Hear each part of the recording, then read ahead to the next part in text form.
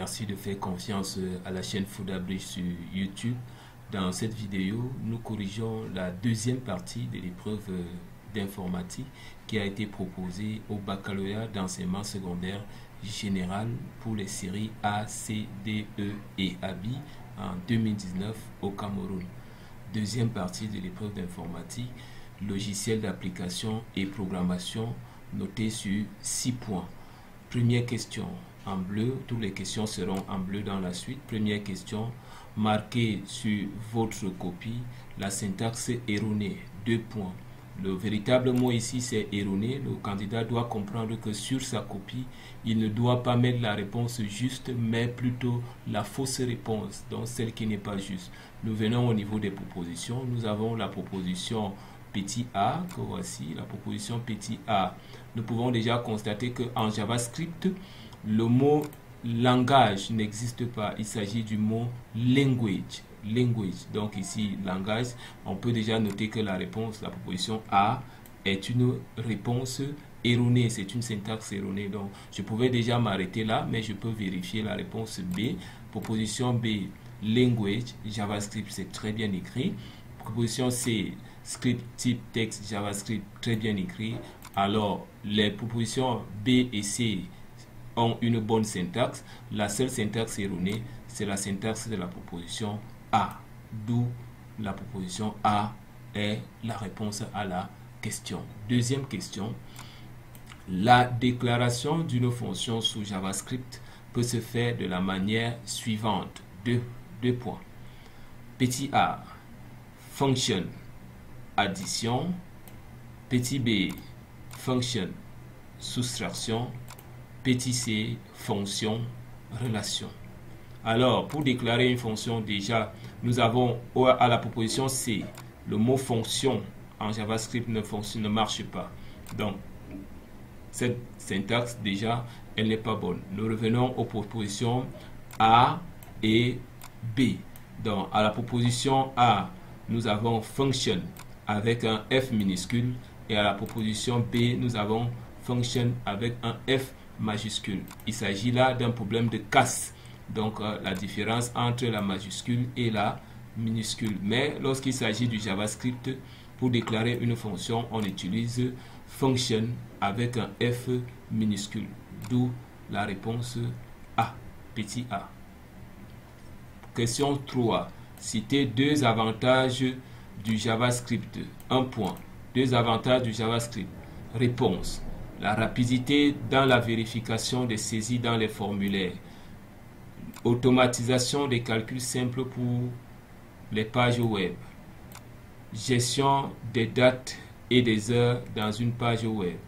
Voilà quelques avantages que nous pouvons citer ici. Il y en a bien d'autres. Quatrième question. Soit le code JavaScript suivant. Nous avons le code JavaScript ici. On l'a étalé sur 12 lignes. Nous avons les lignes sont numérotées 1, 2, 3 jusqu'à 12 que voilà. Donc, question petit a. Marquez sur votre copie les lignes de code qui comportent une erreur, puis proposez une correction pour chaque ligne de code. 2 points. Nous venons au niveau du code pour vérifier. Alors, voici les réponses proposées ici. Nous avons une erreur au niveau de la ligne 6. La ligne 6, alors, va ici, a été saisie précédemment en majuscule. Il fallait changer et mettre en minuscule. Et nous avons la ligne 7, c'est le même problème. Donc, nous avons va qui était en majuscule. On va mettre en minuscule pour avoir la bonne syntaxe JavaScript. À la ligne 8, la ligne 8 ne pose pas un véritable problème. La seule différence c'est qu'à la ligne 8, on devrait ajouter les doubles quotes ici. On ajoute les doubles quotes à cet endroit et à cet autre endroit, à la fin là.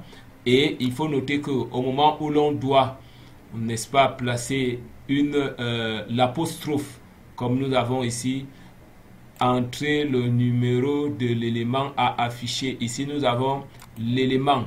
il y a l'apostrophe. Il faut mettre donc l'anti-slash que voici plus bas que je montre là. L'anti-slash, c'est la barre oblique qui est différente, qui regarde dans le sens contraire que la véritable barre oblique. Parce que nous avons le slash que nous utilisons généralement peut-être pour fermer une balise et l'anti-slash qui regarde dans le sens inverse. Donc voilà la correction à ce niveau. La ligne 9 également pose un problème. La ligne 9 pose un problème pour ceux qui ont l'énoncé.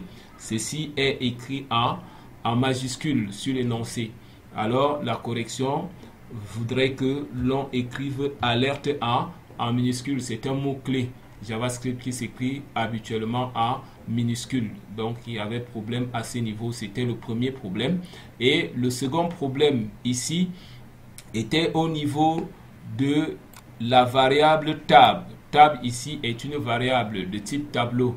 Lorsque l'on voudrait afficher le contenu d'une variable, il faut ajouter à la syntaxe après les codes. C'est-à-dire que dès que vous sortez des codes, parce que ce qui est dans les codes va s'afficher intégralement et exactement tel que vous l'avez saisi dans les codes. Dès que vous sortez de la code ici, ça veut dire déjà que vous voulez ajouter, n'est-ce pas, à ce que vous avez mis dans la code, le contenu de la variable tab. Et en ce moment, il faut ajouter le signe plus pour qu'on puisse avoir le contenu de la variable. D'où la correction que vous avez ici plus bas au niveau de la ligne 9. Nous passons à la question petit b.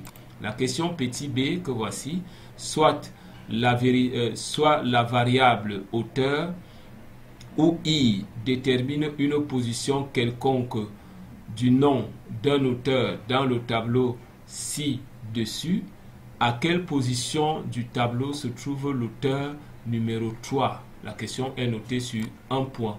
Nous revenons un peu à ce niveau, au niveau de la ligne 6, là où se trouve la déclaration du dit tableau. Donc, le tableau tab est déclaré à cet endroit. Alors, dans ce tableau, nous pouvons déjà constater que on va insérer les noms des auteurs dans le tableau. Et par défaut, le premier indice du tableau, c'est 0. Ça veut dire que auteur 1, ici, a pour indice 0. Auteur 2 a pour indice 1. Et auteur 3 a pour indice 2. D'où, n'est-ce pas, la réponse à la position i égale à 2 que vous pouvez observer ici plus bas. Merci d'avoir fait confiance à la chaîne Foodabridge sur YouTube. Abonnez-vous pour de nouvelles vidéos et bonne chance pour la suite.